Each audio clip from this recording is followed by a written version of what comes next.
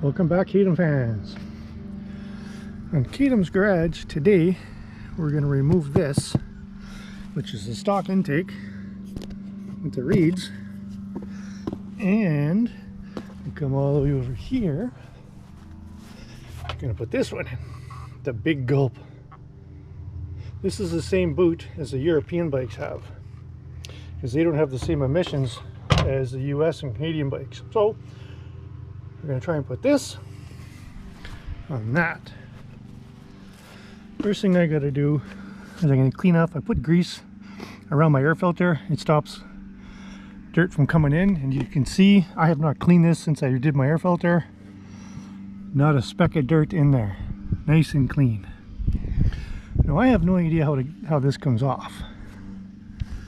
So I watched a video or two, and what I've seen is they pull these out, pull the reeds out first, and then they can wiggle it out because this is all rubber, but with the reeds in there it's plastic. It stops things from bending. Last thing I want to do is take those reeds out, because then what's the point of buying a whole new intake boot if I could have just pulled these out, right? Right. Other than that, I have no idea how to do this just yet, but we'll see how it goes. I'll give it step by step.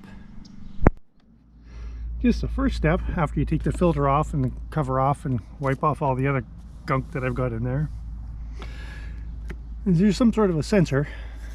I'm going to unplug that. Then, where is it? I saw it right here. There's right under here.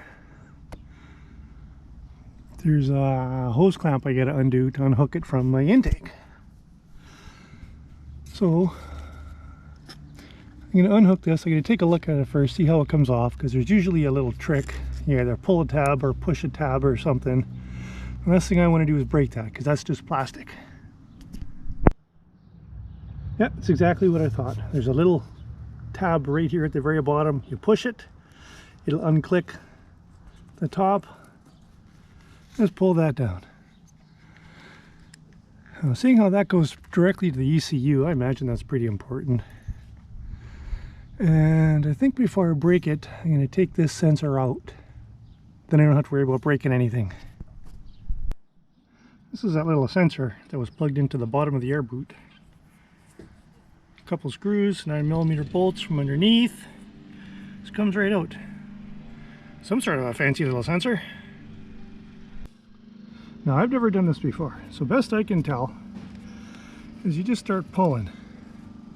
And there's a groove in the back of the air boot, and then a little slot where it fits in on your fender or sub fender or whatever you want to call it.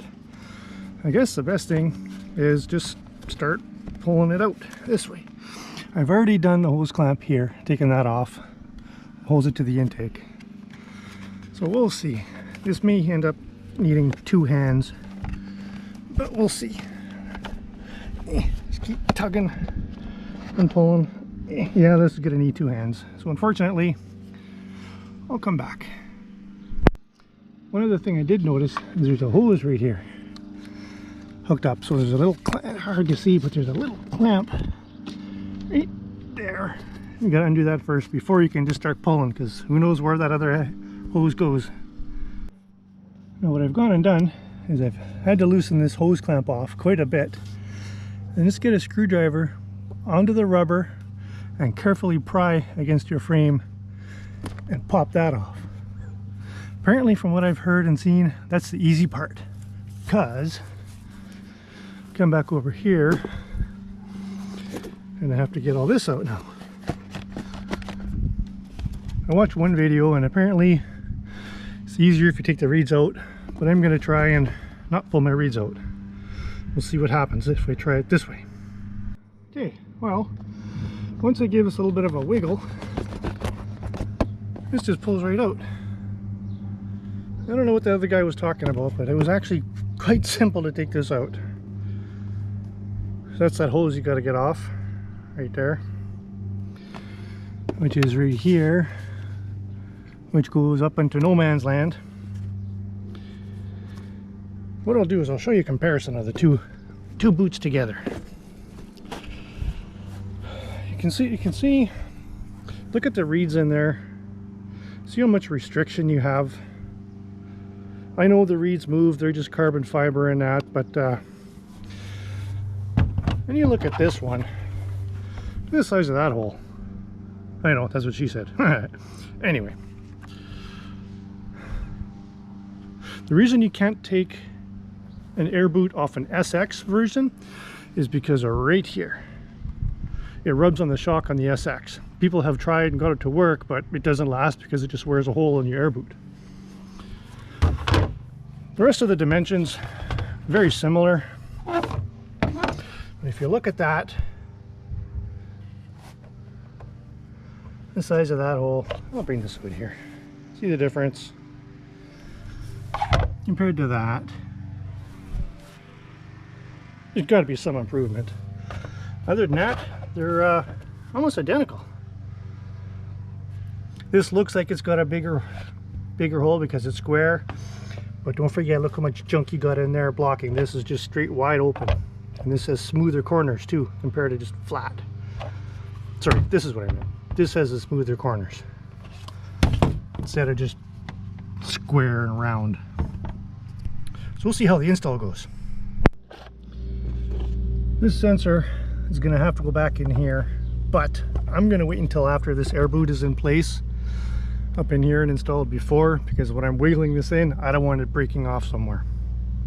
And then I'll put the hose on once it's already installed, hopefully. Okay, I've got the new air boot sort of in, and this is becoming troublesome. So what you have to do, see if I can do this with one hand, is you have to get this, the bottom and the back lip have to go in place, and it's really tricky. I can't do this with one hand, but I can show you at least. That lip has to go in like that, all the way around.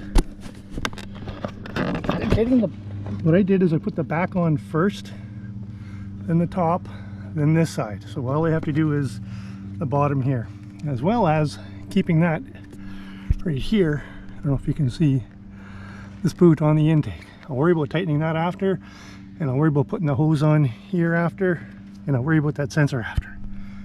Wish me luck. Okay, so after a whole lot of cursing and swearing, there's no way YouTube would have allowed that. It would have just been beep, beep, beeps. Anyway, it's a real pain to get this part of the boot on top of the intake, because what I did was I made the mistake of putting this in place first, so it was all in the groove all around. Don't do that. Do the sides, leave the top open, because what you have to do is you have to pry, it's hard to see, well, not pry, but maneuver this onto the intake, and you can't do it with this in place. This was peeled back, so I had room to maneuver. Once that went in place, this just clicked right where it's supposed to go automatically. So the next thing is put this hose clamp on, put it back together, and go for a rip. After I put this sensor in, and that air hose, or hose, whatever it is, or right, I don't know if you can see my finger. Anyway, right there. One more thing I would recommend is this hose clamp that's right here. Loosen it right off. Even if you think it's loose enough where it's supposed to go in its position, leave it loose. This way that rubber boot can maneuver and squeeze and squish around. Works for me. What I didn't notice on the original boot is there's nice big holes right here, and it threads into metal inserts. On the European boot, it doesn't have that. The holes are just really small rubber. So what I ended up doing to start the holes, get your ratchet and your 9mm bolt socket, and when you start screwing it in, you got to push really hard with one hand on the bottom of the ratchet and twist with the other hand to get the thread started. That's what worked for me.